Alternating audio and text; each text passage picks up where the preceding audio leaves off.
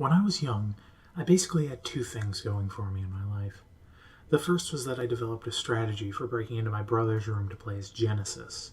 The second was a VHS tape of A New Hope that I would watch on a near constant loop when I wasn't too busy committing misdemeanor breaking and Sega-ings.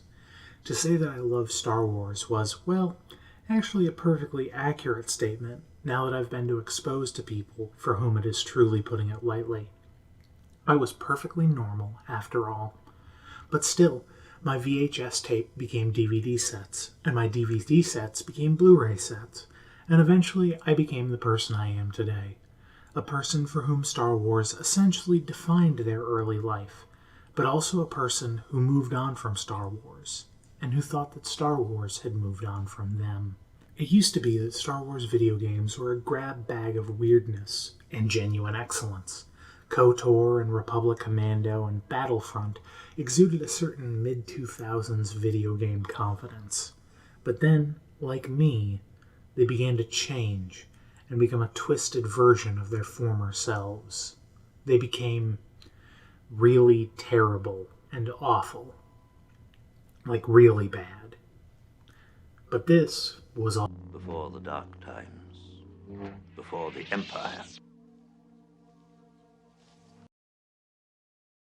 But this video is not going to be about EA or Disney or climate change or any of the other things that make me sad. It's about Fallen Order and the creation of a Star Wars video game that isn't just a hyper-specific jerkfest for Star Warsians, but a genuinely good action-adventure game embodying the spirit of what drew people to Star Wars in the first place. While it stumbles in some of the same ways its predecessors did, its successes prove that someone, somewhere, actually understood the values and philosophies of Star Wars. Let's begin. You play as Kyle Katarn, a Padawan learner who survived Order 66 and went into hiding on one of Star Wars' many waste management planets. He has spent the last decade parkouring his way through derelict ships and Jedi PTSD triggers, trying to keep his head down and not get murdered by the stylish new regime. And that brings us to the beginning of the good aspects of this game. Firstly, Star Wars heroes tend to have a problem. They're usually either Luke Skywalker or a much worse, much less interesting Luke Skywalker. When people talk about bad writing or Mary Sue's, it's often in response to the fact that, historically, there isn't a lot of variation to the Star Wars formula. There are omnipresent archetypes and reinforced storylines. How many times can we see the same struggle with the dark side? How many times can we see the same Dark Jedi and the same redemption arc? That's where Fallen Order succeeds, where Cal succeeds as a character. He has his damage, he has his challenges, and he learns his lessons. And in being a bit less melodramatic with the delivery, they managed to create a character who actually lives up to the lessons of the Jedi, who masters his fear, who lets go of his past, who makes the right choice in difficult situations. Cal is the same plug-and-play basic bitch Jedi we've seen in a dozen Star Wars games, but he's thankfully not just another great value chosen one or clone or secret asshole. He doesn't do massive world-changing stuff. He's not as important as Revan and his journey, not as lore-establishing as when Darth Bane went to meet Mike Tython, and he's not as fucking shoehorned in as Starkiller. He's a great Jedi, largely by virtue of the fact that he's not talented. He's giving effort. I suppose that's another Star Wars archetype, though, one that isn't explained as a main character. Cal is very similar to Obi-Wan Kenobi. Obi-Wan's a fantastic Jedi, but he wasn't that special. He almost went into the Jedi Agricultural Corps, which is a thing. If you're not good enough at the Force, they make you into a fucking farmer. But he's a fantastic Jedi in the end, because he's not the best at everything, or anything. He had to forsake his pride, not just for the dogmatic purposes of the Jedi, but because it wouldn't make sense for him to be prideful. He had to work to live up to the example of people who he thought were better, stronger, or wiser than him, and his perseverance had him rise above the pitfalls of their talent. That is the character you play as. That's Cal Kestis, and it feels so much better than being a person fated to save the universe. Secondly, we have a cast of characters who are not all great, but they're fine.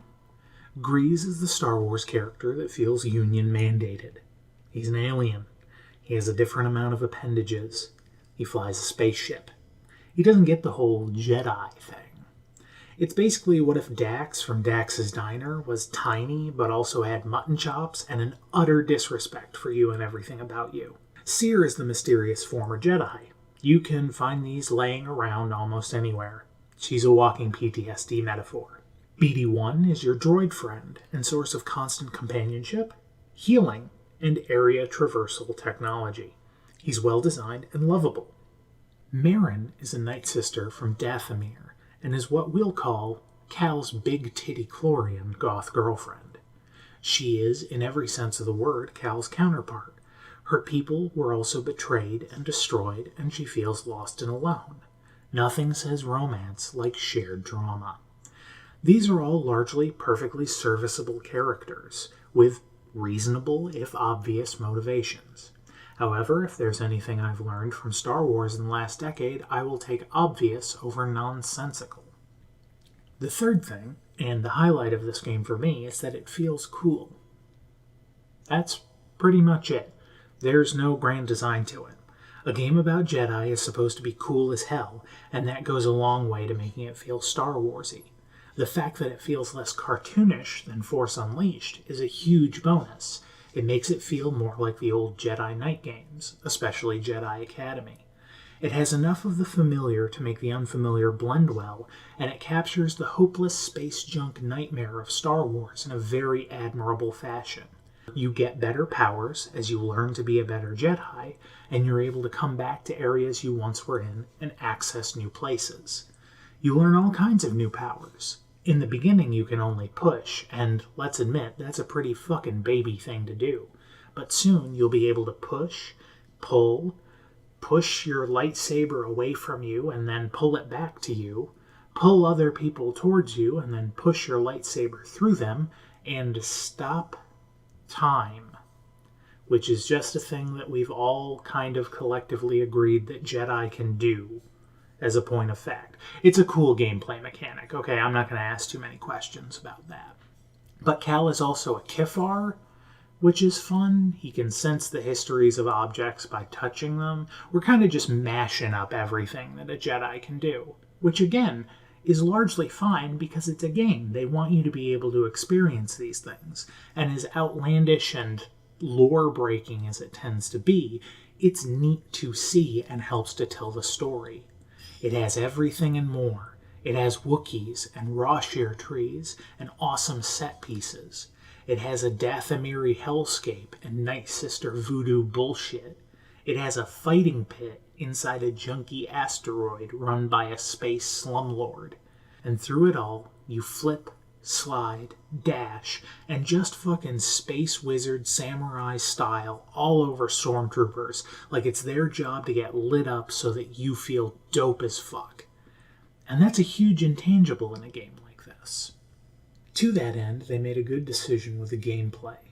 Rather than being a hack-and-slash action-adventure like The Force Unleashed, they dialed it back to something like Sekiro, where you have to time your strikes, parry, use your powers wisely, and learn your enemies to gain an advantage over them. This allows them to be challenging, but later in the game allows you to style on them, referencing back to the Space Wizard Samurai bullshit. Most importantly for me is that it is a simple Star Wars story about growth, trauma, and the difficult decisions we must make to do what is right. Cal does not save the galaxy. He does not revive the Jedi. He does not actually fight anyone of any great importance. He exists in the periphery of the greater Star Wars mythos, and I think that is something that's severely undervalued. When every movie has to be a blockbuster, and every hit has to be a smash, and every hero has to be an even bigger hero, the stories that end up being of any consequence are small, personal, and reflective. And in the end, the metaphor of the Force is not one of belief in a grand, emotionless, universal design, but of faith in oneself and the goodness and decency within people. Cal rises above his impulses to survive and becomes a Jedi, without being made into a martyr or some prophesized hero.